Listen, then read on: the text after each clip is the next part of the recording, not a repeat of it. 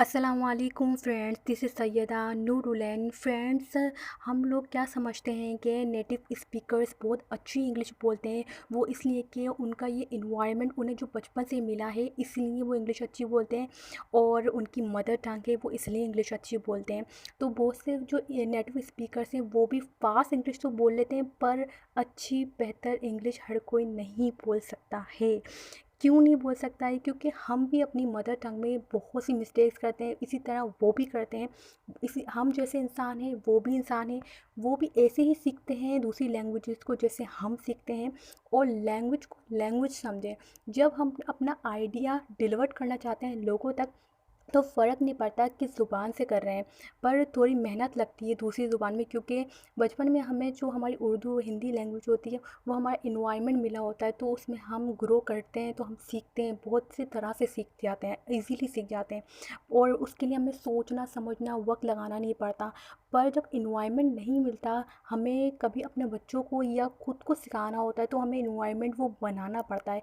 किस तरह से इन्वायरमेंट बनाना पड़ता है? जैसे कि इंग्लिश के लिए हम इन्वायरमेंट बनाते हैं, इंग्लिश पढ़ रहे हैं, इंग्लिश की वीडियोस देख रहे हैं, सुन रहे हैं, समझ रहे हैं, बोल रहे हैं, अपनी प्रोनाउंसिएशन करेक्ट कर रहे हैं, वोकेबलरीज इंक्रीज़ कर रहे हैं, difficult short words, hard words, और बोल के समझ करके सीख रहे हैं। इतने वेज से जब इंग्लिश का इन्वायरमेंट हमने बना लिया है, तो कैसे हम इंग्लिश नहीं बोल सकते?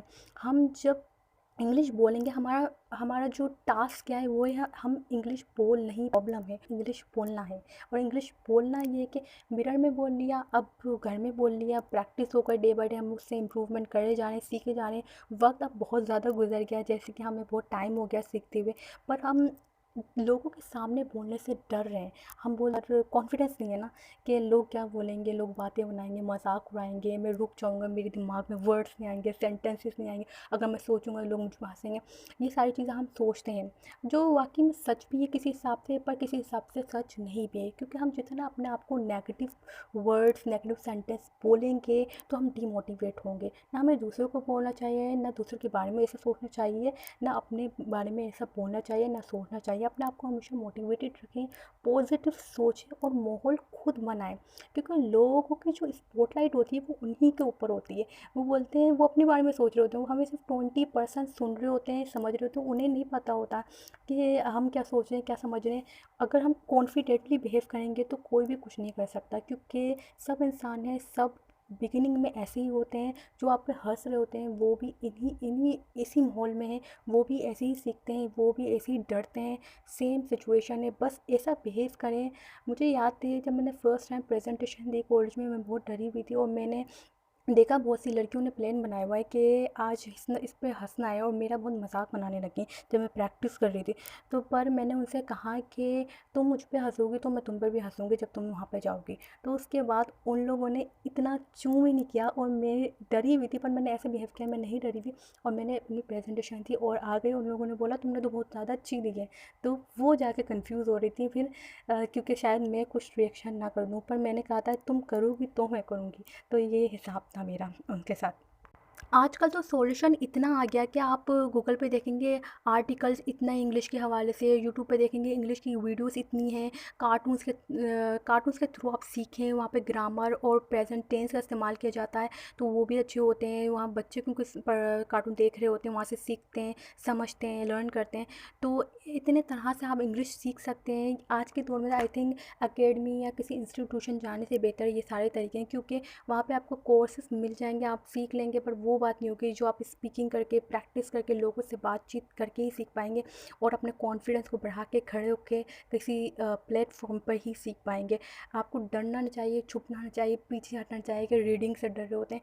तो आप हर तरह के प्रोसेस से हम यूजुअली गुजर चुके हैं और गुजर रहे हैं, बच्चे गुजर रहे हैं आपके। पर आज के बच्चों के लिए माहौल इंग्लिश का फिर भी ईजी है, उनके अंदर इतना कॉन्फिडेंट है, वो इंग्लिश के नाम से घबराते नहीं, जितना हमारे ज़माने में इंग्लिश इतनी आम नहीं थी। आम थी पर इतनी ज़्यादा नहीं थी जितनी आज के दौर पे सोशल मीडिया, इंग्लिश और हर चीज़, हर एक्टिविटी बहुत ज़्यादा आम है।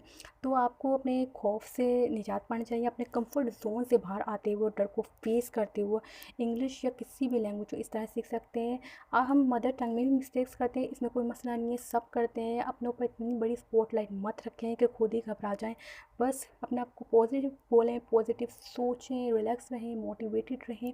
और इम्प्रूवमेंट ज़रूरी होती है। इंसान कुछ भी करता है, हर काम में, हर इंसान की बोलते हैं ना, अंदर की ज़ात के लिए इम्प्रूवमेंट ज़रूरी होती है। हर तरह से इम्प्रूवमेंट ज़िंदगी में ज़रूरी होती है।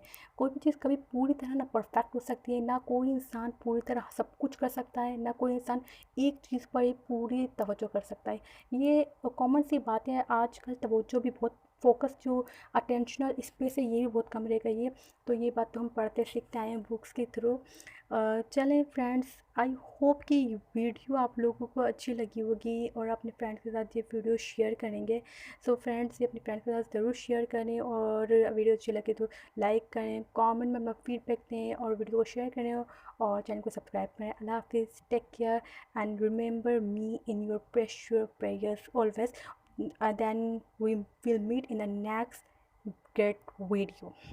Bye.